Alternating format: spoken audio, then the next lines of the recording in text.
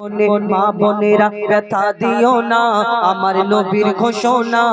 স্বামীর মনে মা বোনেরা ব্যথা দিও না, আমার নবীর ঘোষণা। ঘটনা শোনো মা ফাতেমার, ঘটনা শোনো মা ফাতেমার। স্বামীর মনে মা বোনেরা ব্যথা দিও না, আমার নবীর ঘোষণা।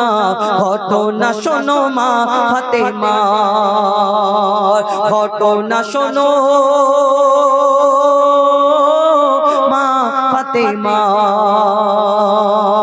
কি ঘটনা শুরু হয় একটু মন দিয়ে শুনবেন, একটু জ্ঞান উঠছে, আওয়াজটা কমিয়ে দিন তো। ওই দুঃখ ভরা হৃদয় নিয়ে আলী গেল রনে, দুঃখ ভরা হৃদয় নিয়ে আলী গেল রনে। নানার কাছে ছুটে এলো হাসান হোসেন, যুদ্ধ করতে যাবে আলী হাতে নিল তলোয়ার। মা ফাতেমা স্বামীর কাছে করলো এমন আবদার, মা ফাতেমা স্বামীর কাছে করলো এমন আবদার। যুদ্ধ থেকে ফেরার পথে আসবে যখন ঘরে, একটি নতুন কাপড় কিনে আনবে আমার তরে, একটি নতুন কাপড় কিনে আনবে আমার তরে। এই কথা শুনে হযরত আলী বড়ই দুঃখ পায়, এই কথা শুনে হযরত আলী বড়ই দুঃখ পায়। যদি আমি শহীদ হয়ে যাই, এই কথা শুনে হযরত আলী বড়ই দুঃখ পায়। যদি আমি শহীদ হয়ে যাই, কে আনবে বলো কাপড় তোমার, কে আনবে বলো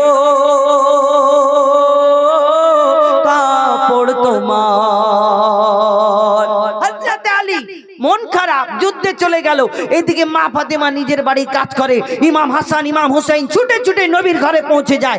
আমার নবীজি জিজ্ঞেস করে সালাম কালাম হওয়ার পরে, তোমার আব্বা মা কি করছিল বলো? নিজে কেন আমার দয়ার নবী প্রত্যেকদিন মা ফাতেমার খোঁজ খবর নিতেন। আমার দয়ার নবীকে ইমাম হাসান ইমাম হুসাইন বলে, নানা জান আজকে আমার আব্বা যুদ্ধে গিয়েছে কিন্তু মন খারাপ কেন? না আপনার আমার আম্মা জান একটা নতুন জামার কথা বলেছে, বলার পরে আমার আব্বা জানের মনটা খারাপ। এই কথা শোনার পরে দয়ার নবী চুপ করে থাকে, টপ টপ করে চোখ থেকে পানি ঝরে। তারপর কি ঘটনা শুরু হয় কবি ছন্দের মাধ্যমে লিখছে দেখুন। ওই দুঃখ ভরা হৃদয় নিয়ে আলী গেল রনে, দুঃখ ভরা হৃদয় নিয়ে আলী গেল রনে। নানার কাছে ছুটে এলো হাসান হোসেন, নানার কাছে ছুটে এলো হাসান হোসেন। আপুর কাছে নতুন কাপড় চেয়েছে আম্মি জান, তাই আপুর মনটা খুবই খারাপ ছিল যে সে পেরেশান, আপুর মনটা খুবই খারাপ ছিল যে সে পেরেশান। এই কথা শুনে হযরত আলী, এই কথা শুনে দয়ার নবীর কান্না থামে না। কি ভুল করলো ফাতেমা, এই কথা শুনে দয়ার নবীর কান্না থামে না। কি ভুল করলো ফাতেমা, কি করলে বলো বেটি আমার, কি করলে বলো বেটি আমার। বড় কষ্ট পেয়েছে, বড় কষ্ট পেয়েছে। আর আমার দয়ার নবী প্রত্যেক দিন মা ফাতেমার ঘরে যেতেন, না দেখে থাকতে পারতেন না মেয়েকে।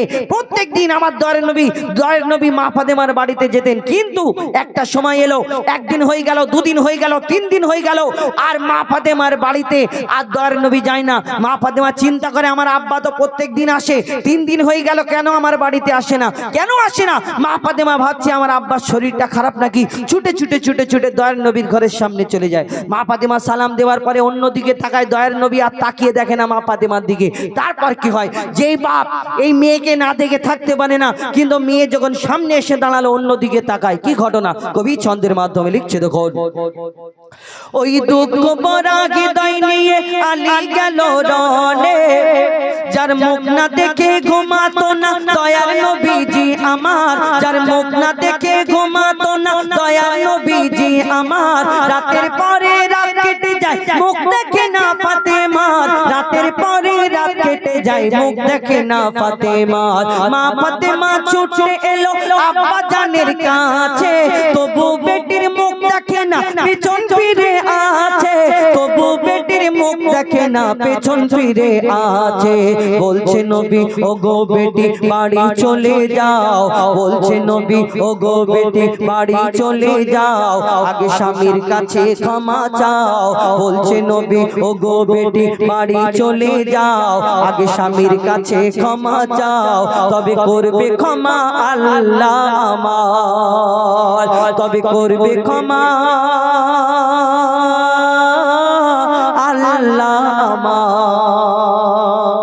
নবীজি বলছে আগে স্বামীর কাছে ক্ষমা চাও এখন কিছু প্রধানমন্ত্রী মার্কা আমাদের মা আছে ফোন দেখে দেখে আমরা সব ডিজিটাল হয়ে যাচ্ছি কিছু প্রধানমন্ত্রী মার্কা মা আছে যারা কি হয় ওই মেয়ের বিয়ে হওয়ার পরে নতুন শ্বশুর বাড়ি যাওয়ার পরে মেয়ে ফোন করে বলে মা গো তুমি আমাকে কোন জায়গায় বিয়ে দিলে ওইখানে বিয়ে দেওয়ার থেকে ওই গলায় কলসি ঢুকিয়ে আমাদের বাগানের পুকুরেতে ডুবিয়ে মেরে ফেলে দিতে তবু আমি আরামে থাকতাম মরে গেলে নাকি আরামে এরা অনেকজনা বলে আর তখন আমার মা ফোনেতে জিজ্ঞেস করে কেন করছি কি হয়েছে তুই আমাকে বল আমি তোর পেছনে আছি কেন তোর কোনো অসুবিধা নেই কি হয়েছে বলে না গো আমার স্বামী এরকম বলে আমার এই বলে আমার ও এরকম বলে কেন নতুন একটা জায়গায় গিয়ে সেটিং হতে সমস্যা হয় সময় লাগে কিন্তু মা তখন ফোনেতে কি বলে বোঝানোর জায়গায় বলে মা বলে কচি তুই চিন্তা করিস নি তোর যদি 4টে তোকে যদি বলে তুই 8টা বলে আদায় করে নিবি আর তোকে যদি 2 ঘা মারে তুই 4 ঘা মেরে নিবি মেরে আর চলে আসবি তারপর আমরা আছি দেখে নেবো বলে দেখে নেবো এরকম হাতটা এরকম খেলিয়ে বলে দেখে নেবো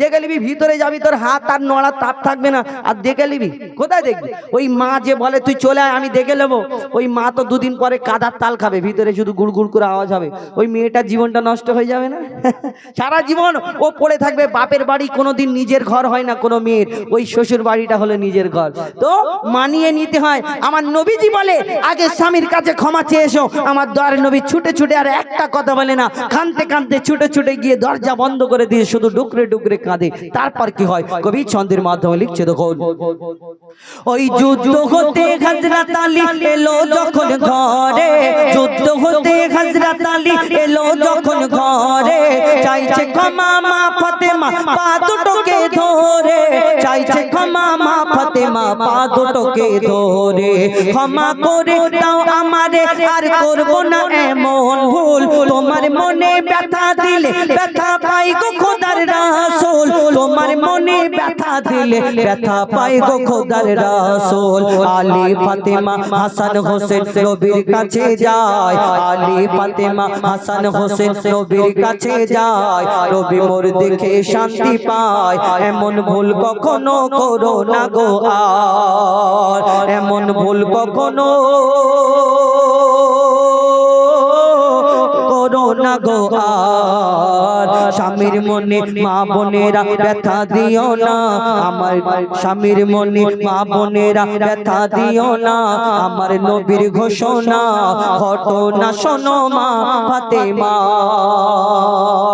হযরত আলী যখন ঘরে আসলো পা দুটোকে জড়িয়ে ধরে মা ফাতেমা কাঁদে হযরত আলী চিন্তা করলে কি হলো আমি আবার কি করলাম বলে না গো স্বামী আপনাকে কষ্ট দিয়েছি বলে আমার আব্বা বড় কষ্ট পেয়েছে আর স্বামীর মনে কষ্ট দিলে আমার আব্বা বড় কষ্ট পায় তাহলে আপনি আমাকে ক্ষমা করে দিন তখন হযরত আলী মিচকি মিচকি হাসে বলে চিন্তা করে আমি তো কিছু করিনি বুঝতে পেরেছি ব্যাপারটা হযরত আলী আমার দয়ার নবীর কাছে এসে সব বলে যে আমি কষ্ট পাইনি কিন্তু আমার দয়ার নবী সেদিন মা ফাতেমাকে উম্মতের শিক্ষার জন্য কি বলেছিলেন শুনুন শেষ কথায় লিখছে দেখুন বলছে নবী আল আরাবী শোনো বেটি ফাতেমা বলছে নবী আল আরাবী শোনো বেটি ফাতেমা আলী যদি আজ তোমাকে না করি তো ক্ষমা আলী যদি আজ তোমাকে না করি তো ক্ষমা আমি তোমার আব্বা তোমাকে ক্ষমা করতাম না আমি তোমার আব্বা তোমাকে ক্ষমা করতাম না স্বামীকে যে দুঃখ দেবে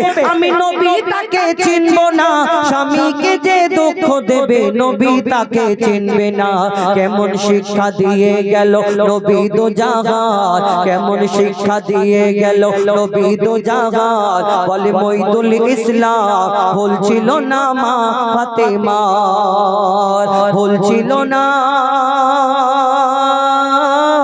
মা ফাতেমার স্বামীর মনে মা বোনেরা ব্যথা দিও না আমার নবীর ঘোষণা ঘটনা শোনো মা ফাতেমার ঘটনা শোনো মা ফাতেমার ঘটনা শোনো মা ফাতেমা